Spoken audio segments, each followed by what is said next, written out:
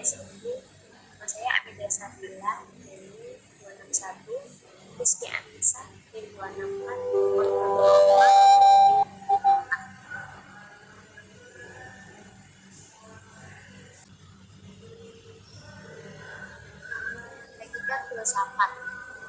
Filsafat adalah sifatnya yang menyeluruh dan sangat mendasar dan spekulatif. Sifatnya menyeluruh artinya mempertanyakan keberadaan dan kebenaran tentang keberadaan itu sendiri sebagai satu kesatuan secara keseluruhan, bukan dari perspektif bidang ke bidang atau sepotong-sepotong. Theo Hujibers atau dalam Abdul Qadir Muhammad tahun 2006 menjelaskan filsafat sebagai kegiatan intelektual yang metodis, sistematis, dan secara reflektif menangkap makna kritis keseluruhan yang ada.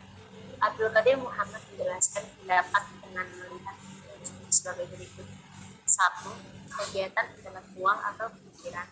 2. Mencari makna yang hakiki atau interpretasi. 3. Segala fakta gejala atau objek. 4. Dengan cara refleksi, metodis, dan sistematis atau metodik.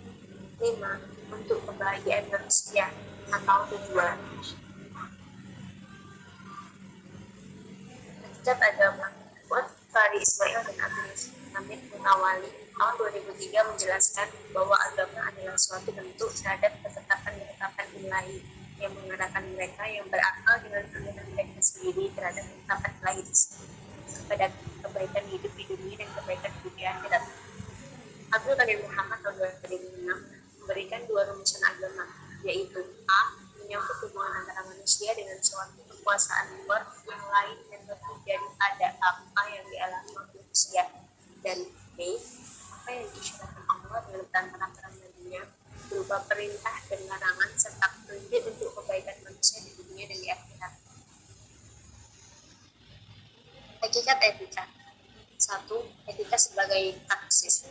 Sebagai praksis, etika berarti menilai dan norma moral yang baik yang dipraktikkan atau justru tidak dipraktikkan, walaupun seharusnya dipraktikkan, tidak boleh dilakukan, pantas dilakukan, dan sebagainya. Etika sebagai refleksi. Etika sebagai refleksi adalah pemikiran moral.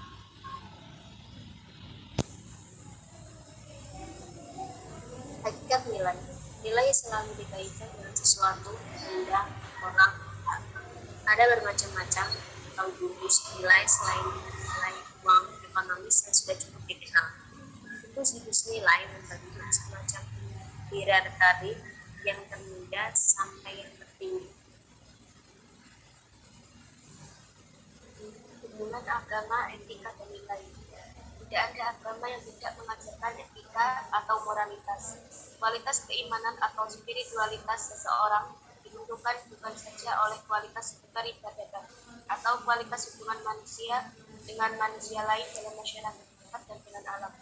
Dapat dikatakan bahwa nilai ibadah menjadi sia-sia tanpa dilandasi oleh nilai-nilai moral.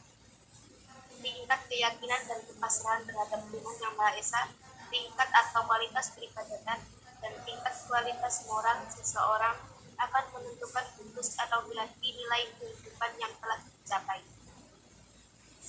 Kesamaan dan perbedaan etika dan etiket. Etika atau moral berasal dari kata ethics, sedangkan etiket atau sopan santun berasal dari kata etiquette. Persamaan etika dan etiket. Etika berarti falsafah moral dan merupakan cara hidup yang benar dilihat dari sudut budaya, sosial, dan agama. Etiket yang berarti tata cara pergaulan yang baik antara sesama manusia. Keduanya menyangkut objek yang sama, yaitu perilaku manusia. Mengatur perilaku manusia secara normatif artinya memberi norma bagi perilaku manusia. Perbedaan etika dan etiket. Etika tidak terbatas pada cara dilakukannya suatu perbuatan. Etiket menyangkut cara suatu melakukan perbuatan harus dilakukan manusia. Etika etiket selalu berlaku di mana saja dan kapan saja, sedangkan etiket hanya berlaku dalam pergaulan pada suatu kelompok tertentu. Etika dan hukum. Gambar tersebut menjelaskan diagram Venn hubungan etika dengan hukum. Perbedaan etika dan hukum. 1. Hukum pada dasarnya tidak hanya mencakup ketentuan yang dirumuskan secara tertulis, tapi juga nilai-nilai konvensi yang telah menjadi norma di masyarakat. 2. Etika mencakup lebih banyak ketentuan-ketentuan yang tidak tertulis. 3. Kebanyakan orang percaya bahwa dengan perilaku yang patuh terhadap hukum adalah juga merupakan perilaku yang etis. 4. Norma hukum cepat ketinggalan zaman, hingga bisa menyebabkan celah hukum. Perbedaan moral dan hukum. Hukum bersifat objektif, moral bersifat subjektif.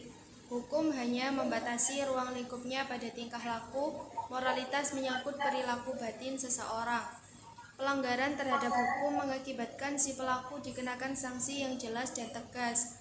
Pelanggaran moral biasanya mengakibatkan hati nuraninya akan merasa tidak tenang.